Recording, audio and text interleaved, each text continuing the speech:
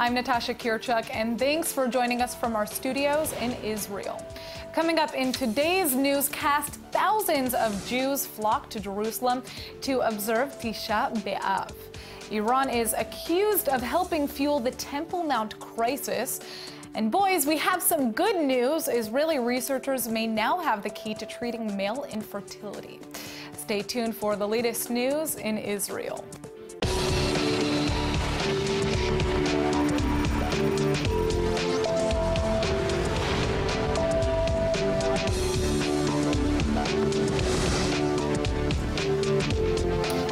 Thousands of Israelis have taken the day to pray in Jerusalem's Old City to observe Tisha B'av, which is one of the saddest and holiest days in Judaism. And the gathering seems to mark a return to calm in the heart of the Holy Land. Tisha B'av commemorates the 5 catastrophes, 2 of which are the destruction of the temple in Jerusalem, once by the Babylonians and again by the Romans.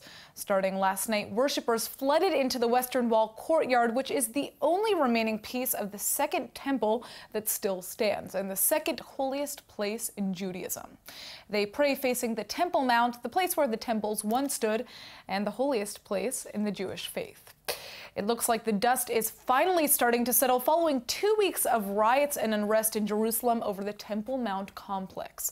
On July 14th, Israel decided to place metal detectors outside of the Temple Mount after 2 Israeli guards were killed at the holy site in a terror attack with guns that had been stashed there. Riots broke out across the Middle East in protest of the new security barriers, with Muslim leaders claiming Israel was violating the status quo at the holy site. The security measures were fully removed just 2 weeks later. New intel is now emerging, claiming that Iran may have played a direct role in fanning the flames of the Temple Mount crisis. The Iranian government is now being accused of sending millions of shekels of aid in the form of food packages to protesters at the Temple Mount, and that it all happened right under Israel's nose. The Palestinian media previously claimed these food baskets came from an Iranian youth movement, but it's becoming more and more obvious that the packages are a direct message from the Iranian government.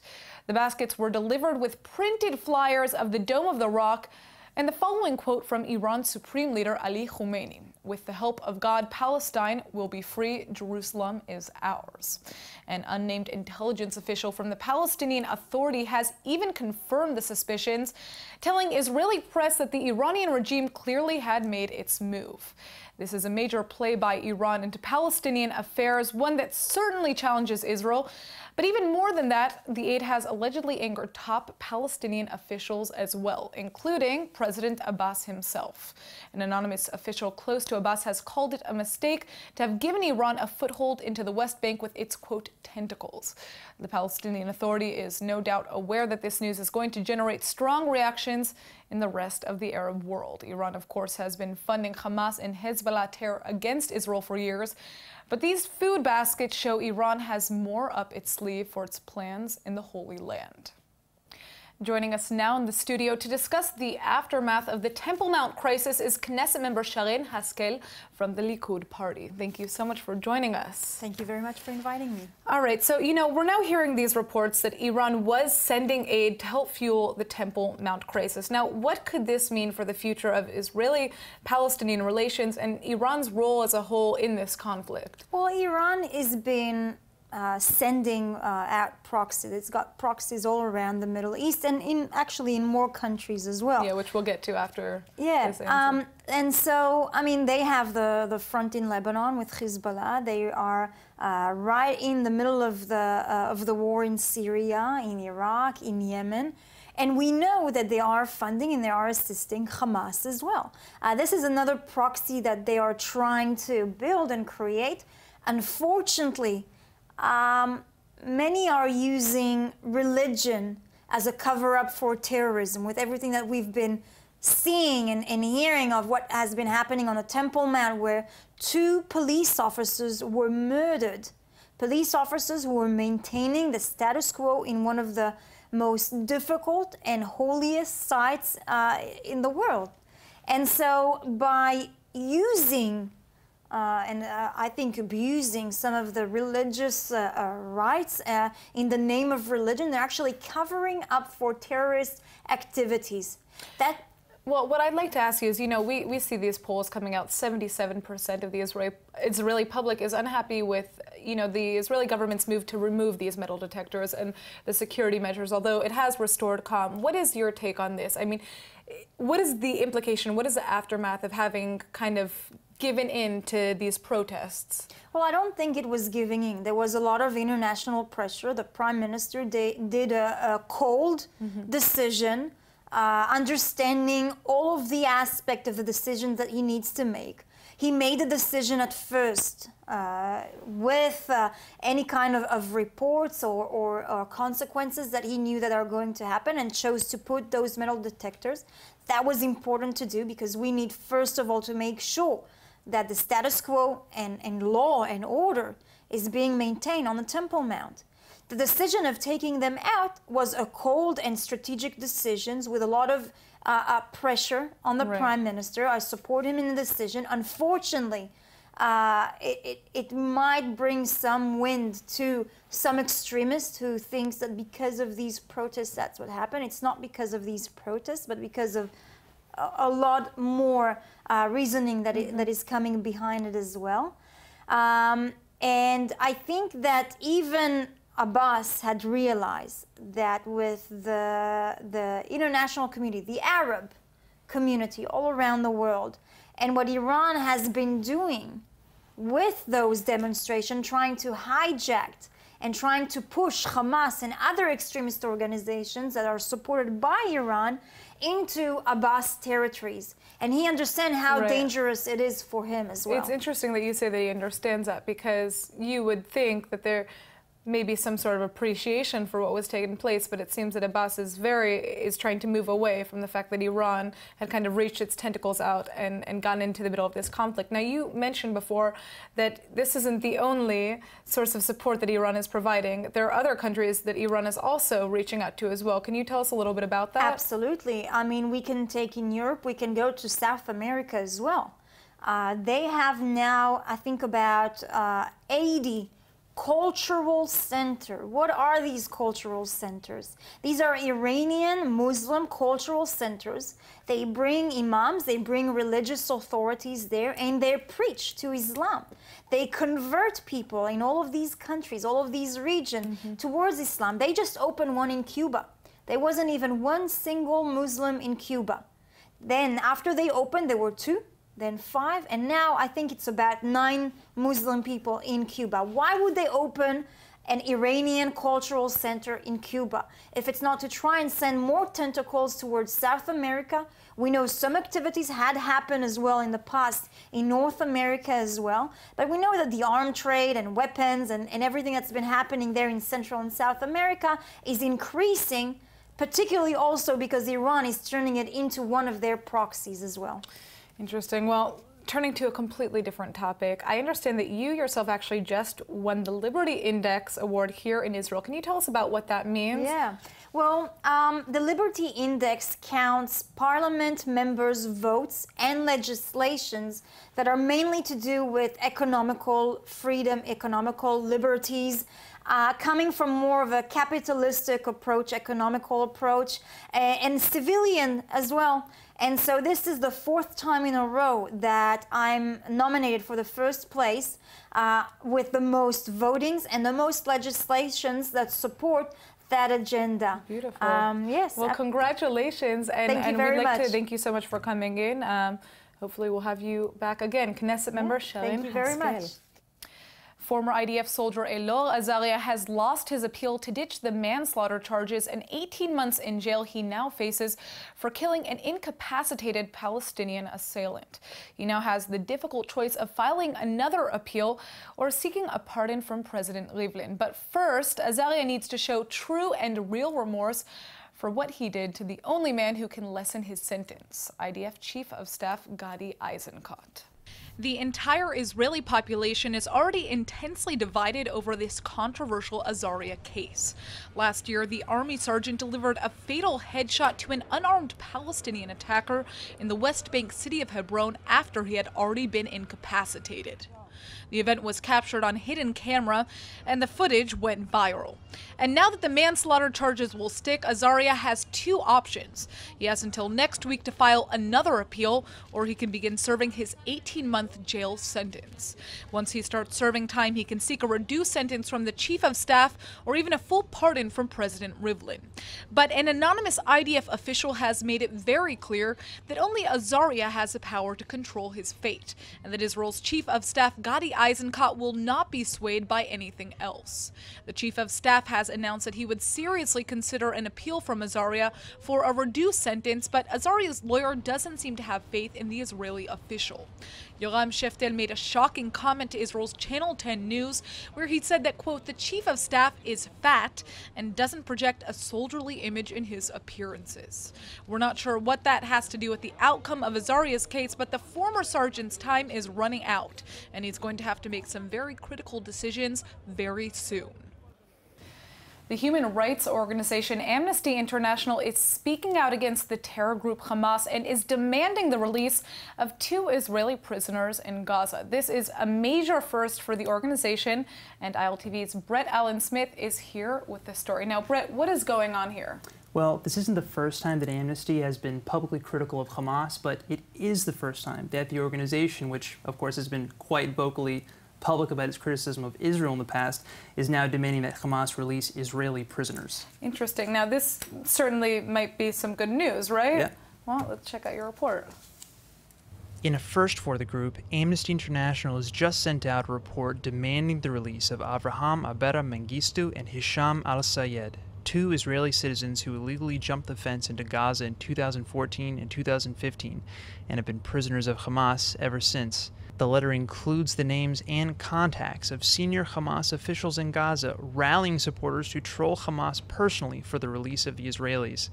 Both Mengistu and al-Sayed suffer from, quote, serious mental health disorders, end quote, and the report accuses Hamas of knowing of these conditions for years. Amnesty is denouncing Hamas for providing zero information thus far on the fate or condition of their prisoners, but the letter does fail to mention a 3rd Israeli man who is also believed to be held in Gaza, nor does it bring up the bodies of 3 IDF soldiers Hamas has repeatedly refused to release or exchange. But this is the first time Amnesty has come after Hamas like this, and may indicate a new precedent for the group. As we reported recently, one of the Hamas operatives released in the Gilad Shalit prisoner exchange has been rearrested for planning a terror attack in Jerusalem, only this time in Austria. Well, now an Austrian court has just given the man a life sentence in prison, which makes this his 2nd life sentencing in just 1 life. The Palestinian man's name is under a gag order, but he was one of hundreds of others serving a life sentence in Israel for terror-related activities, until Israel infamously agreed to free them in exchange for the release of the IDF soldier Gilad Shalit. After the Palestinian man was freed in the exchange, he relocated to Austria, and last year the Shin Bet caught him trying to organize grenade attacks in Jerusalem through terror cells in the West Bank. Fortunately, the attacks were derailed. Israeli intelligence has helped Austria capture the man and has provided critical legal assistance at his trial. And now it looks like he's earned a 2nd sentencing to life in prison. The Palestinian Authority's chief negotiator, Saeb Erekat, is one of the most publicly outspoken critics of Israel. So it may come as a bit of a surprise to hear that he's now awaiting a critical lung transplant in an Israeli hospital. ILTV's Aaron Porras has more on the story. Now, Aaron, why is this such a big story here in Israel? I mean, yeah, you might be warranted to want to ask that question, being is that, you know, it's just a guy coming from the Palestinian Authority to get medical care. But let me put this into context. Erekat has been the chief negotiator for the Palestinian Authority for decades. And not just that, he's a top official in the Palestinian Liberation Organization as well. So he's not just a critic. He's been one of the most outspoken critics from the Palestinian Authority for a very long time. He's used rhetoric time and time again that is oftentimes downright nasty against the Jewish state. You know, he's called us murderers and genocide, and, you know, he's thrown a lot of really nasty words our way, everything terrible under the sun. And now he's relying on Israeli healthcare. So it's going to be very interesting to see if this somehow changes, you know, his perspective of Israel, but also the way in which he speaks about Israel and treats the country in the media, right? Well, let's check out your report. While PA President Mahmoud Abbas is returning from the hospital with a clean bill of health, the same cannot be said of his chief negotiator, Saeb Erekat. The 62-year-old Erekat is suffering from pulmonary fibrosis, a serious lung disease, and he's now reportedly coming to Israel for the life-saving transplant. His Israeli doctors have in fact already informed him months ago that his condition will be terminal should he not receive new lungs. What's interesting is that the irony of Erekat's dependence on Israeli medicine isn't lost on anyone except for Erekat himself. Erekat has made a career of accusing Israel of persecuting Palestinians and Arabs, war crimes, crimes against humanity, massacres, and more. In 2014, when Israel invaded the Gaza Strip during Operation Protective Edge, Erekat called it genocide. The operation began in response to the kidnapping and killing of 3 Israeli teens on a hiking trip, as well as a mass volley of rockets into Israel by Hamas.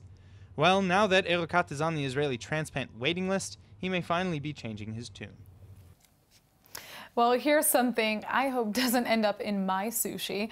A fisherman made a surprise catch in central Israel's Yalkon waters over the weekend by pulling up a fully intact mortar shell. No, not a seashell, a bombshell. And so far, police have given no word on where it might have come from. The fisherman was probably thinking what most of us would have thought, well, I guess I'll throw this one back. The man set the mortar shell back in the water after catching it with a standard fishing rod. He immediately contacted the police, who arrived at the scene and guarded the shell over the weekend until experts could destroy the bomb. As of now, there hasn't been any information about how the weapon ended up in the river in the first place. It's probably hard to forget the very bad news we delivered to men all over the world earlier this week when an Israeli study revealed that sperm counts have plummeted almost 50% over the last 40 years. Well, now a new Israeli breakthrough may give us all a sigh of relief. A team of local researchers have just identified a gene that causes infertility in men.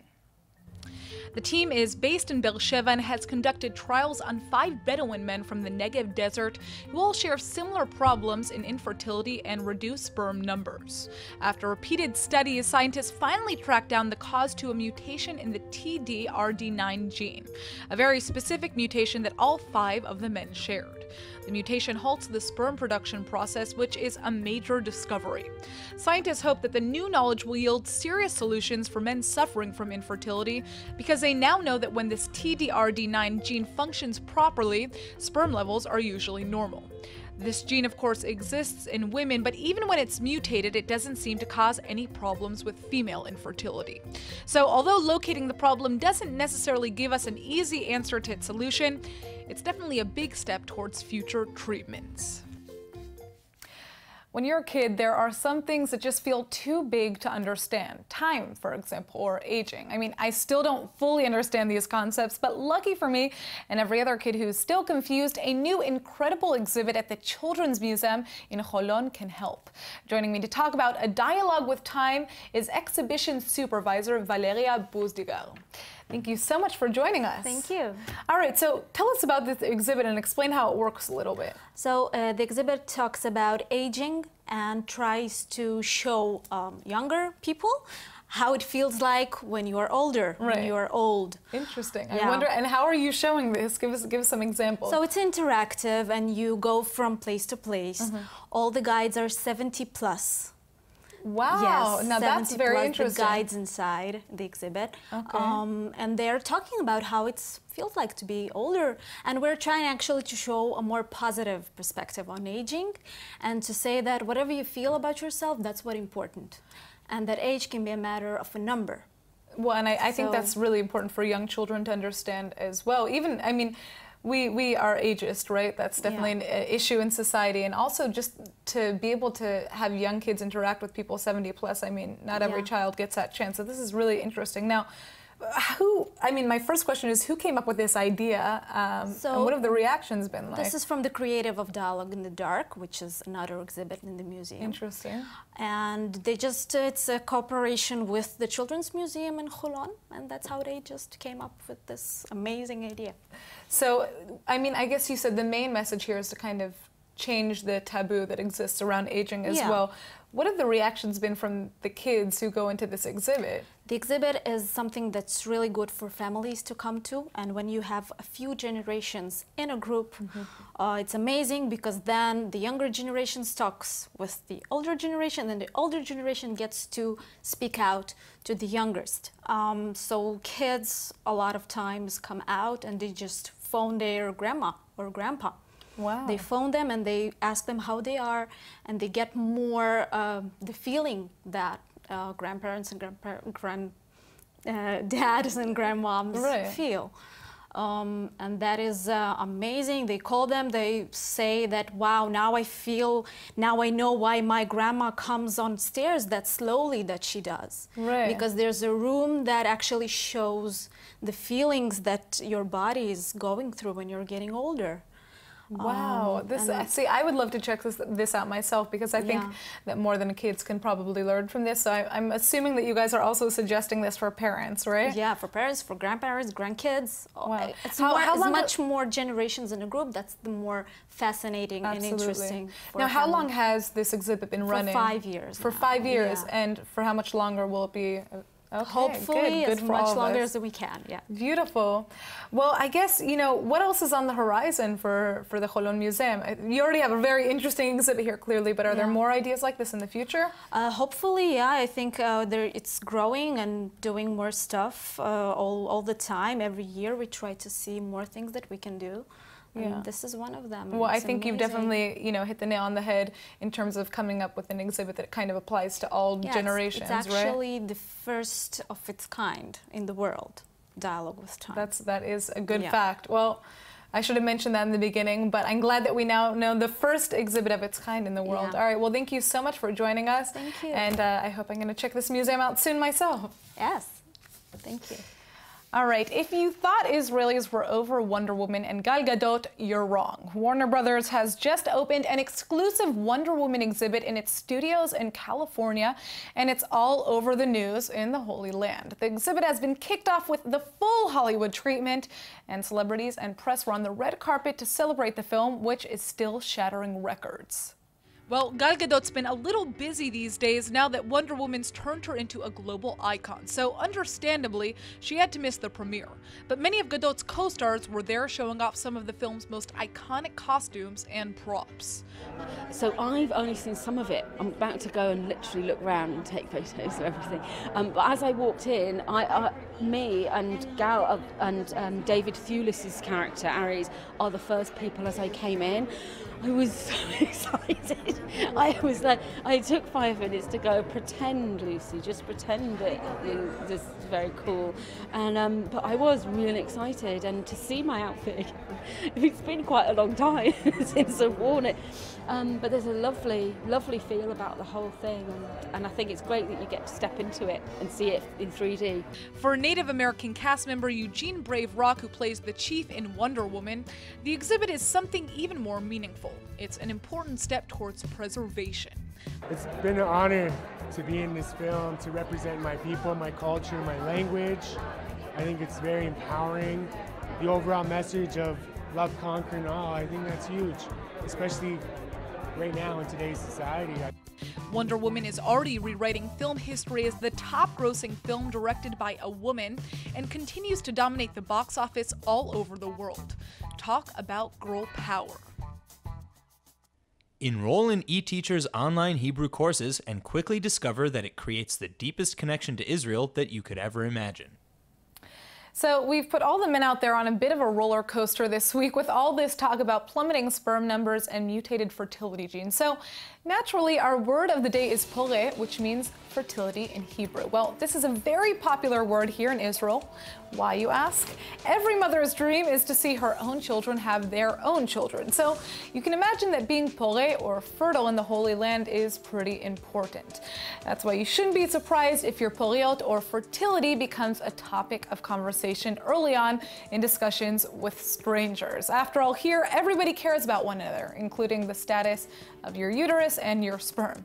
No wonder Israeli researchers do so many studies about poliot. Now, it's easy to start feeling pressured to take advantage of your poliot or fertility before it's too late in the Holy Land, but here's a fun fact. Interestingly, Israel cares so much about your poliot that it's actually free to get IVF treatments if you're having trouble getting pregnant.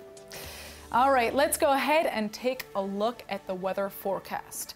Tonight should be partly cloudy with a low of 77 or 25 degrees Celsius. Tomorrow you can expect it to be sunny, but with a slight drop in temperatures to a high of 89 or about 32 degrees Celsius.